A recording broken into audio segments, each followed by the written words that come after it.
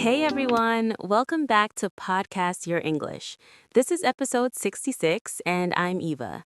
I'm honestly so happy you're here with us today. How are you all feeling?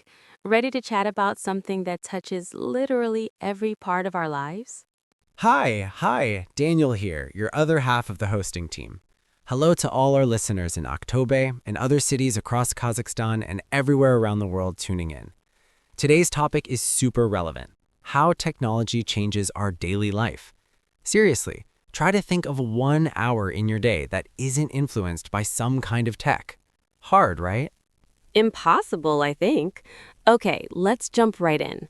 I want to start with mornings because that's where the day usually begins. Daniel, walk me through your typical morning now compared to, say, 10 or 15 years ago. Oh, wow, good question. Back then, I had an old school alarm clock. You know, the one with the annoying ringing bell that made you jump out of bed in panic? Now, my phone gently wakes me up with a sunrise simulation and my favorite chill playlist. The alarm app even has a gentle wake feature, so I don't start the day stressed. That's so much nicer. And then what? Do you still read a physical newspaper?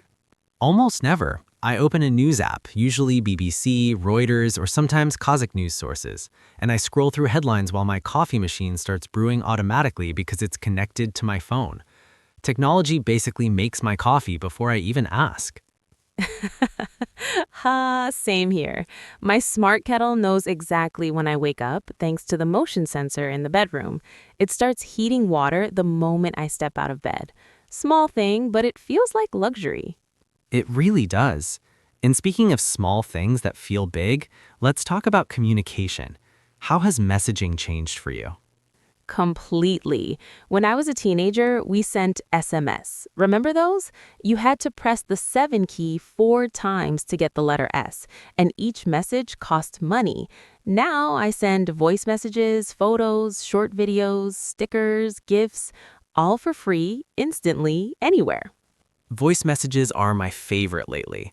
Sometimes I'm walking or cooking and it's just easier to talk than type. And the best part, my mom in another city can hear my voice every day. She says it feels like I'm closer even though I'm hundreds of kilometers away. That's beautiful. Video calls, too. I remember when Skype first came out, it felt like science fiction. Now it's normal to have dinner together with relatives, everyone at their own table but seeing each other's faces. True. But can we be honest for a second? Sometimes I feel we're connected all the time, yet also a bit lonely. Too much screen, not enough real hugs. I know exactly what you mean. I've caught myself scrolling Instagram while sitting next to a friend instead of talking. It's a habit we have to fight against. Technology gives, but it also takes attention if we're not careful. Balance is the keyword. Okay, let's move to something positive again. Learning. Our listeners are here to improve English, so this part is for them especially.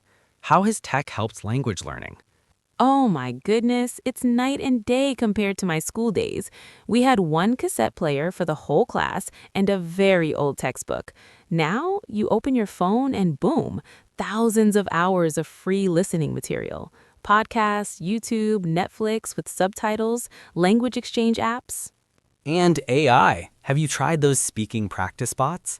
You talk, they correct your pronunciation, grammar, even suggest more natural phrases. It's like having a patient teacher available 24/7. Yes, I sometimes practice difficult sounds late at night when no one can hear me. No embarrassment. And spaced repetition apps like Anki help me remember vocabulary much better than writing lists on paper.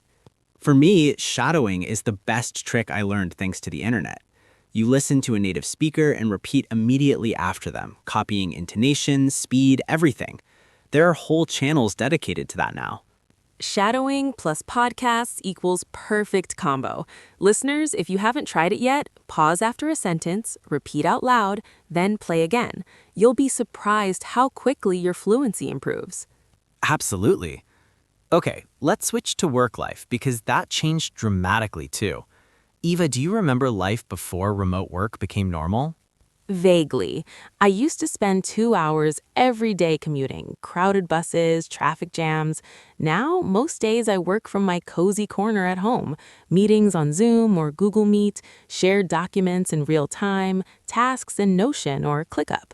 The pandemic forced companies to adapt, and many realized productivity didn't drop. Sometimes it even went up. No office distractions, flexible hours. But also new challenges. Zoom fatigue is real. After 5 video calls, your brain feels fried, and it's harder to separate work from personal life when your office is your bedroom. I solved that by creating a ritual. At the end of the workday, I close my laptop, change clothes, and go for a short walk, even if it's just around the apartment building. It signals to my brain work is over. Smart. I do something similar. I light a candle and make tea. Little signals help a lot. And what about tools? Which apps make your workday easier? Calendar blocking is life-changing. I block focus time so no one can book meetings over it. Also, Pomodoro timers. 25 minutes deep work, 5-minute break. Keeps me sharp. I love Forest app. You grow a virtual tree while you focus. If you leave the app, the tree dies. Silly, but it actually keeps me off social media during work blocks. I need to try that. Okay, health next. Wearables changed how we think about our bodies. My fitness tracker is like a tiny coach on my wrist. It counts steps, measures heart rate variability, tracks sleep stages, reminds me to drink water, and breathe deeply when I'm stressed. Mine noticed my heart rate was higher than usual one day and suggested I relax. Turns out I was dehydrated. Technology literally caught something I didn't notice. And apps that connect to doctors, telemedicine. Last winter, I had a sore throat, booked an online consultation, got a prescription sent to my pharmacy app. Didn't have to leave the house in -20. Brilliant. Especially useful in places where winters are long and cold, like in many parts of Kazakhstan. But we still need in-person visits for serious things, of course. Of course, tech supports doesn't replace human doctors. Now, entertainment. How has the way we relax changed? I almost never watch regular TV anymore. Netflix, YouTube Premium, Eevee, Kinopoisik. I choose what, when, and I skip intros. Binge watching a whole season in one weekend, normal now. And personalized recommendations. The algorithm knows me better than some friends.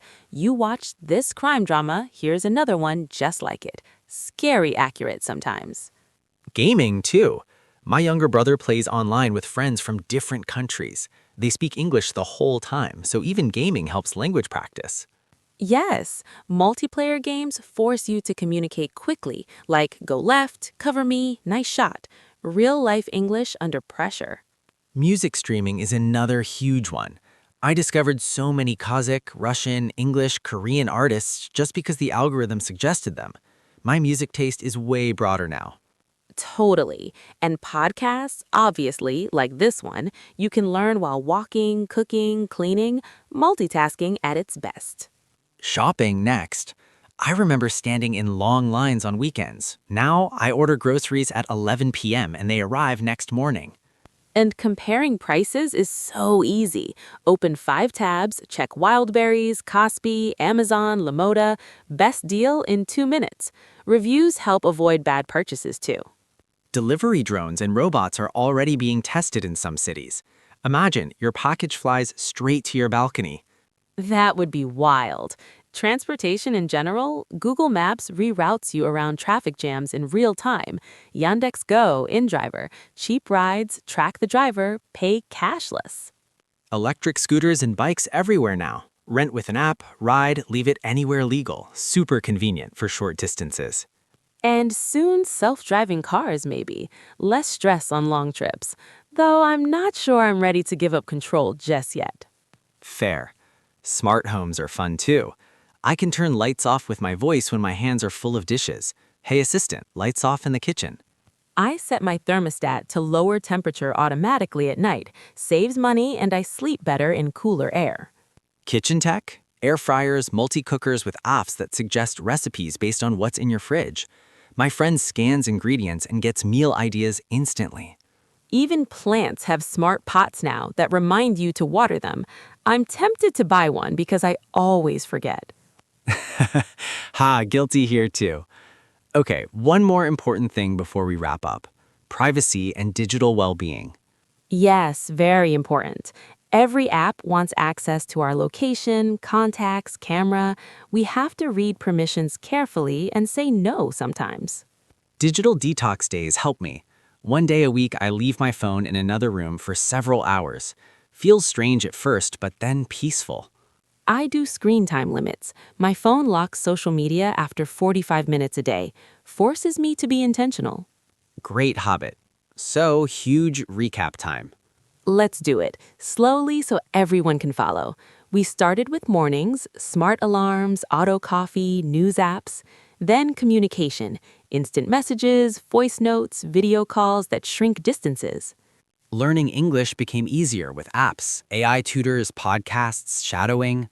Work, remote meetings, productivity tools, flexible schedules, but also need for boundaries. Wearables tracking activity and sleep, telemedicine consultations.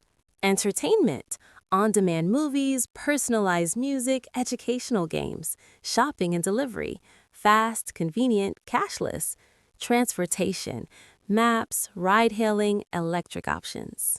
Smart homes, kitchen gadgets, even farming tech in the background. But we also talked about downsides, screen addiction, privacy risks, need for balance, and digital detox. Technology makes life faster, more connected, more convenient, but it's up to us to use it wisely so it serves us, not controls us. Beautifully said. Listeners, your homework this week. Notice technology in your day. Pick one change you really love and tell us about it in the comments. Or try one new English practice tip we mentioned: shadowing, voice messages, AI conversation. And if you want, record a short voice message about your favorite tech and send it to us. We might even feature some in the next episodes. That would be so cool. Thank you so much for spending this time with us. Keep practicing your English every day. Even 5 minutes makes a difference. You're doing great. We're proud of you. See you in the next episode of Podcast Your English. Take care. Bye, everyone. Stay curious, stay kind, and keep talking. Bye-bye. Lots of love from us both.